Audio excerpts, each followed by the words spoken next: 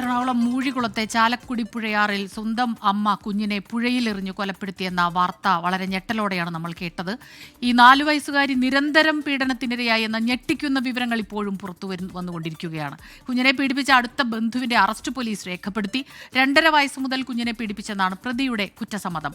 കുട്ടി പീഡന വിവരം അമ്മയോട് പറഞ്ഞിരുന്നുവെന്നും അമ്മ ഇക്കാര്യം ദേഷ്യത്തോടെ ചോദിച്ചിരുന്നുവെന്നും പ്രതി മൊഴി നൽകിയിട്ടുണ്ട്. കുട്ടിയെ രക്ഷിച്ചു എന്ന് മാത്രമാണ് അമ്മ പോലീസിനോട് പറയുന്നത്. പോസ്റ്റ്മോർട്ടം റിപ്പോർട്ടിൽ കുട്ടിയുടെ സ്വകാര്യ ഭാഗങ്ങളിൽ മുറിവുകൾ കണ്ടെത്തി. മരിക്കുന്നതിന് തലേദിവസവും കുട്ടി പീഡിപ്പിക്കപ്പെട്ടു എന്ന വിവരമാണ് പുറത്തുവരുന്നത്. പോസ്റ്റ്മോർട്ടം ചെയ്ത ഫോറൻസിക് സർജൻ ഡോക്ടർ ലിസ ജോണാണ് നിർണായകമായ ഈ വിവരങ്ങൾ പോലീസിന് കൈമാറിയത്. കൂടുതൽ വിവരങ്ങൾക്കായി കുട്ടിയുടെ അമ്മയുടെയും അങ്കണവാടി ടീച്ചറുടെയും മൊഴിയെടുക്കും. കൂടുതൽ വിവരങ്ങളുമായി ശ്യാംകുമാർ നമുക്കൊപ്പം ചേരുന്നുണ്ട്.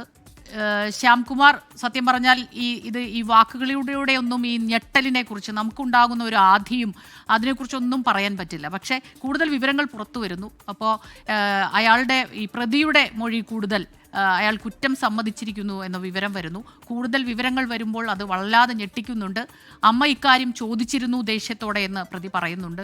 അപ്പോൾ അറിയേണ്ട ഒരു കാര്യം, കുഞ്ഞിനെ ഈ പുഴയിൽ എറിഞ്ഞതുമായി അമ്മ ഇത് ചെയ്തതുമായി ഈ പ്രവൃത്തിക്കും ബന്ധമുണ്ടോ എന്നുള്ള കാര്യങ്ങളാണ്. ഒരുപാട് ചോദ്യങ്ങൾക്ക് ഉത്തരം കിട്ടാനുണ്ട്.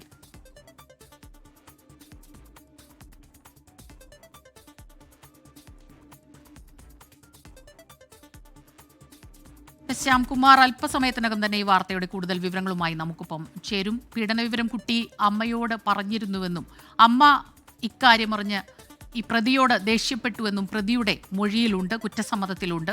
ശ്യാംകുമാറാണ് വിവരങ്ങളുമായി നമുക്കൊപ്പം ചേരുന്നത്. ശ്യാം, കൂടുതൽ വിവരങ്ങൾ ഇപ്പോൾ അറിയാൻ കഴിയുന്നുണ്ടോ? ഏറ്റവും പുതുതായി ഈ വാർത്തയിൽ ലഭിക്കുന്ന വിവരം എന്താണ്? ഈ കേസുമായി ബന്ധപ്പെട്ട ഏറ്റവും പുതിയ വിവരം, പോലീസ് അമ്മയെ കസ്റ്റഡിയിൽ ആവശ്യപ്പെട്ടു, അതായത് ചോദ്യം ചെയ്യലിന് പോലീസ് കസ്റ്റഡിയിൽ ആവശ്യപ്പെട്ടുകൊണ്ട് നിലവിൽ ആലുവ 1-ാം ക്ലാസ് മജിസ്ട്രേറ്റ് കോടതിയിൽ അപേക്ഷ നൽകിയിട്ടുണ്ട്. ആ അപേക്ഷ അല്പസമയത്തിനകം കോടതി പരിഗണിക്കുമെന്നുള്ളതാണ് ഏറ്റവും പുതിയ വിവരം. 7 ദിവസത്തെ കസ്റ്റഡി അപേക്ഷയാണ് പോലീസ് സമർപ്പിച്ചിരിക്കുന്നത്. ഇതിന് പ്രധാന കാരണം നേരത്തെ പറഞ്ഞ പോലെ തന്നെ കുട്ടി ലൈംഗികമായി ഉപദ്രവിക്കപ്പെട്ടിരുന്നു എന്ന വിവരം അമ്മയോട് കുട്ടി പറഞ്ഞിരുന്നു എന്നുള്ളത് തന്നെയാണ്. അങ്ങനെയെങ്കിൽ അമ്മ ഇത് ആരോട് പറഞ്ഞിരുന്നു? അമ്മ ഇത് പറഞ്ഞപ്പോൾ ഉള്ള പ്രതികരണം എന്തായിരുന്നു? എന്തുകൊണ്ട് ഇത് പോലീസിന് മുന്നിലേക്ക് എത്തിയില്ല? അങ്ങനെ ഒരുപിടി ചോദ്യങ്ങൾക്ക് ഉത്തരം ലഭിക്കേണ്ടതുണ്ട്. ഈ ചോദ്യങ്ങൾക്ക് ഉത്തരം തേടി തന്നെയാണ് അമ്മയെ പോലീസ് കസ്റ്റഡിയിൽ വാങ്ങുന്നത്. കൊലപാതക കേസിൽ അമ്മയുടെ ചോദ്യം ചെയ്യൽ കഴിഞ്ഞതാണ്. അതിന് തെളിവെടുപ്പ് ഉൾപ്പെടെ നടത്തേണ്ടതുണ്ട്. അതും ഈ കസ്റ്റഡി ആവശ്യത്തിന്റെ മറ്റൊരു വശമാണ്. ഏതായാലും ഈ കേസിൽ അറസ്റ്റിലായ ഈ കുട്ടിയുടെ പിതൃ സഹോദരൻ, അയാളുടെ ചോദ്യം ചെയ്യലിലാണ് അയാൾ ഏറ്റവും അവസാനം ഈ കുറ്റം ചെയ്തു എന്ന് സമ്മതിക്കുന്നത്. അതിലേക്ക് നയിച്ചത് ഈ കുഞ്ഞിന്റെ പോസ്റ്റ്മോർട്ടം നടത്തിയ ഡോക്ടർ ലിസയുടെ മൊഴിയാണ്. ആ ഡോക്ടറാണ് കുഞ്ഞിന്റെ ശരീരത്തിലുണ്ടായിരുന്ന മുറിവുകളെ കുറിച്ച് പോലീസിന് വ്യക്തമായ വിവരം നൽകിയത്. അത് മൊഴിയായി പോലീസ് രേഖപ്പെടുത്തുകയും ചെയ്തു എന്നുള്ളതാണ് ഏറ്റവും പ്രധാനപ്പെട്ട കാര്യം. ഈ മൊഴി വെച്ചാണ് ഈ പ്രതിയെ പോലീസ് ചോദ്യം ചെയ്തത്. 10-ലധികം തവണ കുഞ്ഞിനെ ഇയാൾ ദുരുപയോഗം ചെയ്തത് എന്നുള്ളതാണ് ഇയാളുടെ മൊഴിയിൽ നിന്ന് പോലീസ് മനസ്സിലാക്കിയിരിക്കുന്നത്. അതിന് പുറമെയാണ് ഈ വീട്ടിൽ രാത്രിയിൽ ഈ കുട്ടിയുടെ പിതാവ് ഉൾപ്പെടെ ഇല്ലാത്തപ്പോൾ കൂട്ടുകിടക്കാൻ എന്ന പേരിൽ ചെന്ന ശേഷം ഈ കുഞ്ഞിനെ ഉപദ്രവിച്ചിരുന്നത്. എടുത്തുകൊണ്ടുപോയി പോലും സ്വന്തം വീട്ടിൽ വെച്ചും കുഞ്ഞിനെ ഉപദ്രവിച്ചു എന്നുള്ളതും പ്രതി തന്നെയാണ് മൊഴി നൽകിയിരിക്കുന്നത്. ഈ മൊഴിയിലേക്ക് എത്തിയത് ശാസ്ത്രീയമായി ശേഖരിച്ച തെളിവുകളും ഡോക്ടർ നൽകിയ വളരെ വ്യക്തമായ തെളിവുകളുമാണ്.